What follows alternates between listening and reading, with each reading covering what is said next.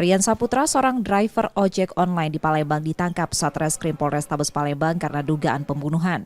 Pelaku ditangkap setelah membunuh seorang pria yang merupakan temannya di tempat ia biasa mangkal. Motif pembunuhan tersebut karena tersangka sakit hati dengan korban yang tidak menepati janji.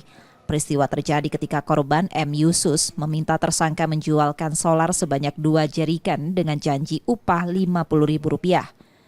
Tersangka lalu menjualkan solar milik korban, namun korban hanya memberikan uang sebesar Rp25.000 pada tersangka. Kesal dengan perlakuan korban, tersangka mengambil senjata tajam dan melukai korban hingga tewas. Korban meninggal akibat luka di kepala dan tangan. Pemukulan dengan para tersebut, pembacokan dengan para tersebut, namun berhasil ditangkis oleh saudara M. Yusus dengan tangan kosong. Namun terjadi perlawanan terus sampai ke punggung badan dilakukan pembacokan.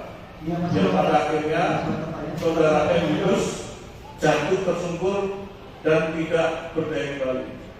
Tersangka terancam hukuman paling lama 15 tahun penjara karena perbuatannya tersebut.